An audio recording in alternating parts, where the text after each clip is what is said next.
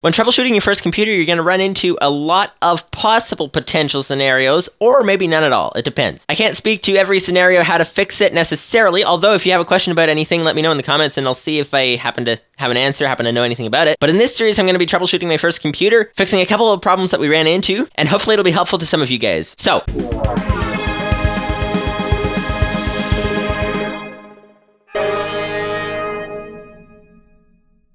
have you ever wanted to replace the standoffs for your motherboard, and you wondered how to do it without breaking the computer? Well, today I'm going to be demonstrating how to do it. For those of you who don't know what a standoff is, I think that's the word for it, standoff, but in any case, this is a standoff. This thing is a, basically, you screw in the screw into, over the top side there, and it adds a bit of height, and then it screws into the bottom. So it screws into the case, and the motherboard sits on top of it, so it adds a bit of height, and then you screw into the top. Now, you may have run into a situation, like the situation I ran into, where we were building the computer, me and my friend Brian, and we were building the computer, and we built the thing, we were troubleshooting, ran into something where we had to unscrew the motherboard, and we had to put the motherboard back into the case, except that then the screws wouldn't go in because the standoffs, not these ones, but the ones that were in the case, were stripped, so the screws wouldn't stay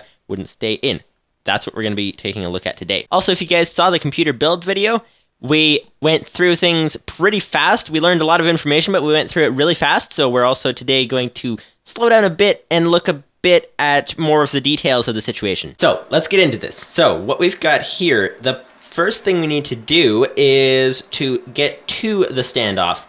So what we've got here, I'm going to grab the other camera over here in order to, it's charged up to 38%. When I plugged this thing in just a few minutes ago, it was dead battery, so it's a bit better than dead now, so that's good. Anyways, back to the point. We have to turn the flash on and turn the camera on. There we go. Okay. We have in here, this is the motherboard, the big thing there. Most of you guys probably know that anyways, so no point in saying that, but what there is a point in saying is that it has different places to screw it in. Over in this corner over here, there's a screw hole, and if the camera will focus, there we go. So underneath that is one of these standoffs that I was talking about, one of these things. And so there's, how many of them are there? There's one over there. There's one in the middle down there. You can sort of see it there. And there's one back there down in the corner next to that plug. So that's 3 so far. And then we also have, it looks like 3 more. It looks like there is one right there, one right here, and one buried underneath there, way down there. Okay. So, that is, whoops, need to plug this thing in so that it will keep its charge. There we go. Okay, so now, let's go ahead. We need to get in underneath the motherboard in order to put the new standoffs in, because the ones that are in there, as I said earlier, the threading is stripped for the screws. So, let's go ahead and try to do that. And those were the standoffs, by the way, that came with the case, the ones that are stripped now. And actually, in the bag from the ones that came with the case, there's 2, looks like, that I didn't use, that we didn't use. So, but that's not enough to cover 6 holes. And here's another interesting thing. If you look at the old standoffs compared to the new ones, the ones that came with the case, that were designed for the case, this one was designed for the case, and this one is the one that Brian actually gave to me, this one, which was really appreciated, much appreciated. But as you can see, it's significantly longer. It's almost double the length, maybe one and a half the length. I think it'll fit. The only thing that will really matter about getting put out of alignment is at the back of the case over here, which is, oh, I closed the camera. Okay, let's go ahead and turn this back on. There we go. Okay, at the back of the case over here, those ports. So you can see this this tin plating thing. Maybe it's tin, something like that. This goes around the plugs. The plugs are directly attached to the motherboard. For those of you guys who haven't seen inside a computer before, those are the plug things back there. And so when we put these new standoffs in, it's going to raise the motherboard up by, I think it was about 2 millimeters maybe, which means that this this plate won't fit anymore. So we could just remove the plate. It sounds as if it helps to keep dust out a little bit, but aside from that, it doesn't really do anything except make it look nice. But we could also, I think, it looks as if we can see down inside here. Come on, come on, come on. Okay, there we go. I think we got it. It looks as if, so the plate goes up to the edge. Oh wow, it's really hard to see. But anyways, long story short, it looks like the plate could move back a little bit and move up a little bit if we don't really seat it in place, so that the plate is still sort of there to say what the plugs are and things, because it does have a little diagram on it. So we shall see. Aside from that, I don't see anything in here that that looks like it'll be affected by being a little bit taller. So we shall find out. We shall find out. So now the question is how to actually get in here without damaging, and without having to unplug everything. So first of all, the motherboard should just lift right up, aside from maybe some wires getting stuck. These ones are fairly tight over here. I think they might have some more length to them. Let's try to get some more length out of these motherboard cables. And what's this one doing here? Oh, it's connected to the SSD. Okay, that would do it. This should be able to lift up. Oh, and of course we need to unhook it from this plate back here. So we need to move the motherboard to this side. And okay, there we go. Oh, and there's something loose inside there. Feels like a screw, maybe a standoff or something. Okay, so looks like it will lift up fairly easily, except for this plug, if you can see that over here. So let's take this out. This is a SATA plug, it looks like. That should be fairly easy to put back in. Is it labeled as SATA 1 or 2 or whatever? I don't know. Let's just take it out and put it back in later. Come on, get out of there. It looks like it has a little thing that you push down there. I'm not sure if you need to push that down or not, but I'm going to do that anyways. There we go. That is the SATA unplugged. This would be the SATA for, yes, the SSD. Okay, just double checking. Now, let's go ahead and lift the motherboard. Now, that's not getting caught on extra wires. I think that, oh, I think we're good. Now, the next question is, whoops, that's not a question. Whoops is not a question. What the whoops is that this wire is too short. Too short to lift the motherboard much farther. But I think if we untie it, then we won't have to unplug it. We can just go ahead and take it up like that. And we will have to make sure that all of the plugs have not accidentally worked their way out. So we'll have to double check that everything is good once we actually lift the motherboard and put it back in afterwards. Oh, and there's something here. Yes, there's a spare standoff just standing off to the side. Haha, there you go. Let's go ahead and put this one over here. And that's that. Just seeing if, I was just seeing if it looks stripped at all, but I don't think it'll show up on camera anyways. It did look a little bit stripped. Okay, we've got not quite enough, we've got not quite enough wire on one of them to make it up. But where exactly are we taking this thing to? That is the bigger question. I think it might be best just to tip it sideways, because where else are we going to put it? Where else would we put it? That is the big question. But either way, these wires aren't giving us enough.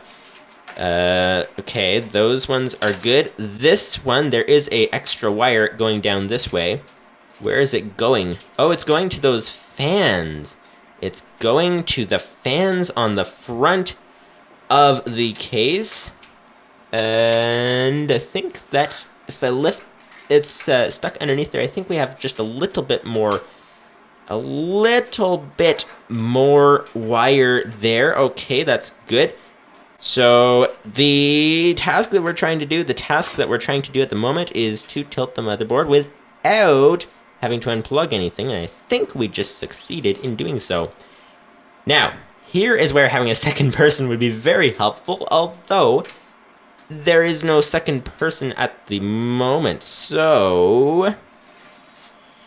Okay, let's try to stand it up like that. Okay, I think it's safe like that. Although, we gotta be careful. Looks like there's a lot of pins underneath, so maybe careful with the screwdriver when I'm dealing with this one over here. But in any case, it looks like we should be able to take that out of there. That is a good question. Okay, I think that we need something that... What tool did he use? What tool did he use to put them in the first place? That is a good question. Did he just screw them in by hand? If he... Oh, aha, there we go. That's all there was to it. Alright, so that's one. I'm going to set these off to the side and take a look at them later. And probably not in the video, but just after the video sometime.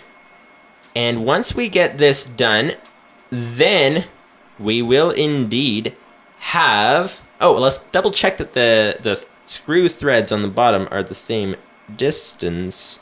The same distance. Yeah, it appears to be. If you guys can sort of see that, let's try to put it there. You can sort of see the screw, the screw threads there. They're about the same size, so I think they'll be good.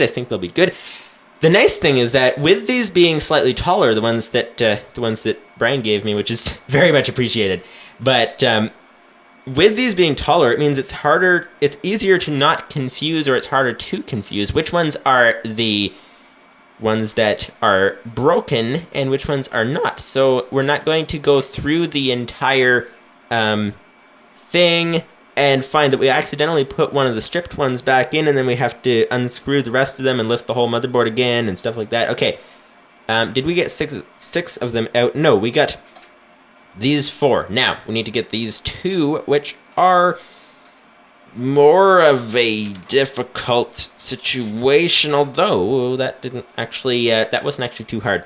That was not actually too hard. This one, however, is pretty hard. This one is pretty hard. But yeah, if you guys haven't seen the computer build videos, if you want to see from a basically an expert, if you want to see, I don't think he's officially an expert, but he's built a lot of computers and he's learned a lot of things. So if you guys want to see from an expert demonstrated and a lot of explanation as well, how to not break your first computer, then go ahead and check out those videos. But and I don't know exactly what the title will be. That's my idea for a title as of this point, but it might change a little bit. But anyways, that's basically what the topic is. So that is that. And if you guys have any questions about anything that happened that we talked about in those videos or anything, then let me know as well, and I can try to answer it. I can ask Brian or try to ask him and see if he has any thoughts on the matter, which he probably has some thoughts on the matter. So whatever the question happens to be, if you guys have any questions on that, just trying to put the standoffs in. One thing that I'm noticing is that actually to get more out of the baggy thing, I need to actually prop this thing up again because 2 hands are necessary to take it out of the bag. Okay, one thing that I'm noticing that you guys might notice when you're building as well, depending on your exact case, the old ones that I took out were fairly stiff at taking out, and I noticed some of them weren't screwed in all the way. So I'm guessing that you don't need to screw the standoffs in all the way necessarily, because as I said before, there's 2 screws on the standoffs. There's the one that screws into the case, and then there's the other side of the screw thing that the other screw screws into. And they weren't all screwed into the case completely, and these ones, again, are fairly stiff and are not screwing into the case completely easily either. Although, if you got some sort of a wrench, I guess, or what do you call that thing that's adjustable wrench? If you got some sort of a wrench, then they might actually go in fairly easily. How many did I put in? I put in 1, so we need 5 more. So that's 2, 3, 4. So we need 2 more. And the motherboard seems to be okay standing there like that. That is good. That is good indeed.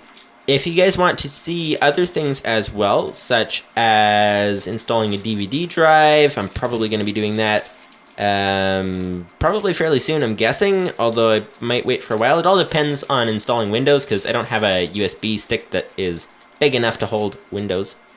So, there we go. That is 5 of these things ready to go. Okay. So that's 1 down. The next one would go... looks like, actually, you can screw a lot of them in. Looks like there are quite a number of them that can be screwed in, because, as you can see, there were 6 of them in the case before, but if you can sort of see that down here, there's one up in the top corner like I showed you before, then there's another spot over here, another one there, and another one there, so there's essentially room for 4 standoffs and on one row, and then 5, it looks like, on the other row, and it looks like, actually... Yeah, it looks like the motherboard lines up. I'm just trying to read. So, if you guys can see, let me just grab the other camera. Okay, here we are. And if you guys can see this case supports both ATX motherboards. You can sort of read that down there, and mini ATX. I think it was mini or micro or something. But in any case, MATX or ATX, you can see the A and the M, and different screw holes are named different things. So that one's M, so it's designed for the micro boards, and that one is an A, that's a little hard to read, and which would be the full-size ATX motherboard, and this one doesn't appear to have... Oh, it does. It just barely has an A there that you can sort of read as well. This one over here, if we can focus on that thing, it says A/M, so that would be used for both of them. And so that's good to know. Different sizes of screws. So, let's go ahead and figure out which ones to put these in. So, we do need one over on the corner over here. As far as the middle, which ones did we take the standoffs out of? Because that would be good to put them back in the same ones. Because there's always the question... Sounds as if from what we were talking about in the videos with Brian, it sounds, if I understood right, that different motherboard manufacturers have slightly different specifications, and so not all of them will necessarily have the screws in exactly the same place. So let's assume that... Let's use this one, this screw hole right there, because it's right directly in the middle of these two over here. It's right in the middle. So let's use that one, and I think it lines up. If you can, once we tilt the motherboard back down, you could probably see that there are actually 2 screw holes on the motherboard on the side of it. So there we go. So that's that. And what I was saying about the different manufacturers having slightly different specifications, this motherboard essentially has 3 rows of screws. It has this row over here, this row, and this row. I think that's a row. No, there's actually no screws there, it looks like. Okay, so that's good to know. This sort of looks like a screw hole. But anyways, the case has this row, and this row. The farthest row, though, doesn't fit the motherboard because it goes a little bit past, but it will fit this one over here. So that is why we're going to be putting it into this screw hole over here as well. And so there we go. And that is that. Let's speed this up a little bit because we've been taking a long time. We have been taking a very long time. And where is the middle screw hole? Which one are we supposed to use? Which one are... Okay, so let's grab the other camera once again. Let's grab the... Whoops, I'm opening a telephone. Okay, let's not do that. Let's not make a phone call right now. That would not be very helpful. Okay, now let's open the camera.